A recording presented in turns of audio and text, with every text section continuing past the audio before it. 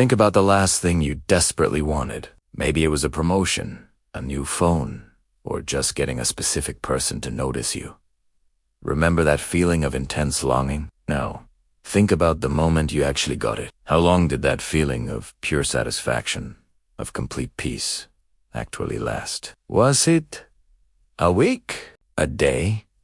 Or did a new desire, a new what if, almost immediately pop up to take its place? This endless cycle of wanting is something the philosopher Arthur Schopenhauer spent his life thinking about, and his insights might just change how you see your own happiness forever. Schopenhauer had this idea he called the will. It's not about your personal willpower, like forcing yourself to go to the gym. The will for Schopenhauer is a blind, unconscious, and insatiable force that drives all of existence. It's in the flower pushing through concrete to reach the sun, the spider weaving its web, and most importantly, it's inside you. This will is the source of all your desires, your cravings, your ambitions. It's a constant, restless striving that never, ever stops. It's always telling you, if only you had this, then you'd be happy. But here's the catch.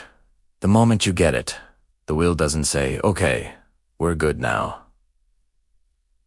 It just moves the goalpost. The satisfaction is gone in a flash, and the emptiness returns, followed by a new object of desire. This is what Schopenhauer called the pendulum of life, swinging back and forth between pain, which is the state of unfulfilled desire, and boredom, which is the state after a desire is fulfilled but before a new one has latched on. True, lasting happiness seems impossible in this model. This brings us to his concept of the vanity of external things. Think about everything you chase in the outside world.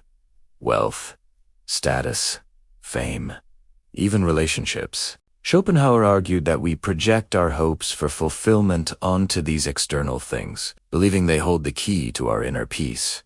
But they're all just temporary distractions. A bigger house just means more to clean and worry about. A higher-paying job comes with more stress. The approval of others is fickle and can vanish in an instant. Nothing outside of yourself can provide permanent satisfaction because the problem isn't what you lack on the outside. The problem is the very nature of the wanting will on the inside.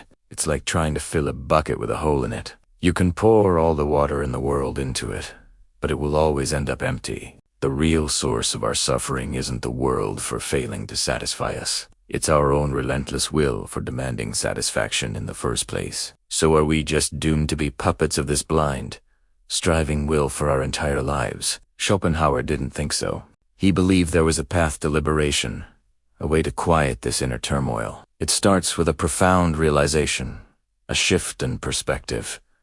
You have to see the game for what it is. You have to recognize that this cycle of desire and fleeting satisfaction is an illusion. The things you want don't have any inherent power to make you happy or miserable. They are just objects, neutral and empty. All the emotional weight, all the desperate longing comes from you, from the will operating through you. The moment you truly, deeply understand this, something incredible happens. The world loses its power over you. This is the final revelation. Nothing can enslave you anymore once you realize the world has no authority to define your inner state. When you stop believing that your peace is located in some future achievement or possession, the chains of desire begin to loosen.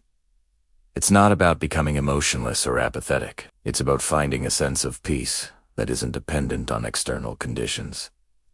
Schopenhauer pointed to art and aesthetic contemplation as one way to do this. When you are completely absorbed in a beautiful piece of music or a stunning painting, you temporarily forget yourself. You forget your wants, your worries, your ego. In that moment, you are a pure, will-less subject of knowledge, and you experience a state of profound peace. This is a glimpse of freedom. The ultimate goal is to extend that state, to untangle your sense of self from the constant demands of the will.